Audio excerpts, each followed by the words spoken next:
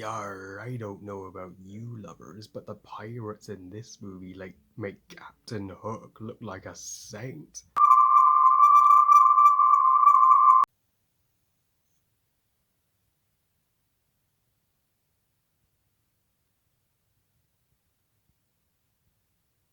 Captain Phillips, directed by Paul Greengrass, and is the 2013 dramatization based on the true story of the capture of Captain Phillips back in 2009.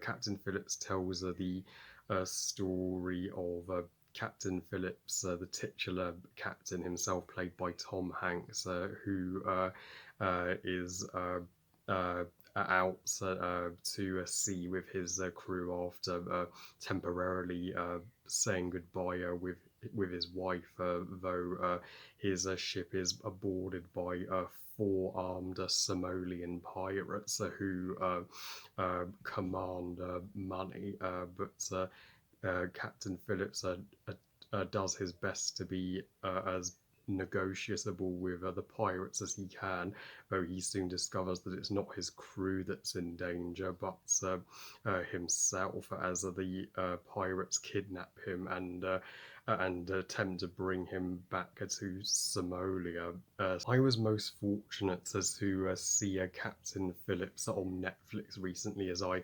sadly missed my opportunity to see it in theatres back in 2013, but it was one of the most hyped up movies of that year, and Tom Hanks is a second big movie that year after Saving Mr. Banks and Captain Phillips, boy, will I regret for the rest of my life and not to seeing this movie in cinemas back in 2013, because this is a captivating masterpiece, and Tom Hanks is truly going for gold. He gives one of the greatest performances of his lifetime, and he could not have portrayed the real life Captain Phillips any more flawlessly. He even spoke with the actual Captain Phillips just to prepare for this role, and this movie felt more like a documentary, like he was seeing the events that actually happen. It was that brilliantly made, and the Somalian uh, pirates are kind of humanized. I mean, some of them are straight up antagonists, and one of them just wants to kill Captain Phillips and be done with it. But some of the other pirates, like the captain, who refers to Captain Phillips as Irish throughout the movie. He's only capturing Captain Phillips. I mean, not so because he necessarily wants to, but because he feels like he has no choice. His bosses back in Somalia are commanding a unrealistically high summit of cash, and Somalia is not the easiest country to live in, but by any means. So this movie really shows how different the U.S. Navy is, and compared to the Somalian Navy, and and how and how and how much more diplomatic the U.S. Navy is, and the U.S. Navy don't want to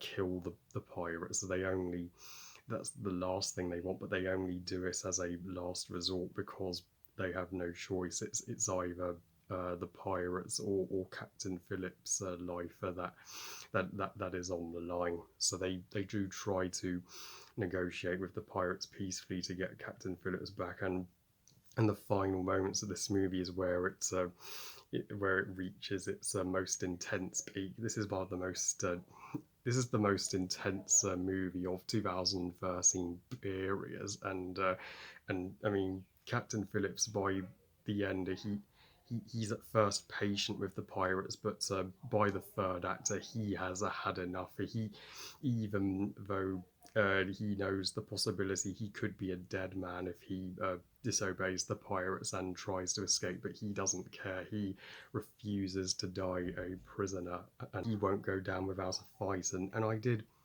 sympathise with the youngest of the pirates, who was only 16, and he accidentally steps on glass while on board Captain Phillips' ship because he just has bare feet, and you do feel some sympathy for him because this was not the life that he ever wanted to live. I mean, people in Somalia just feel like they are forced to be pirates just to survive against their will thing because things are that tough over there.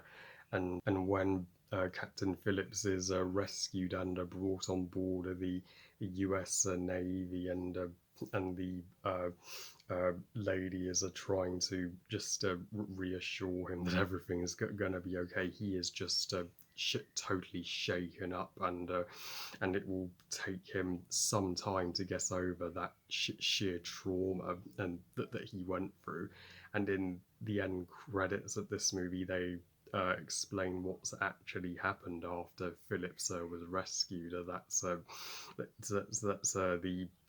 lead captain went to jail, and a year later, Captain Phillips was surprisingly not put off from going out to sea again after what happened, and continued to serve as a captain in the US Navy.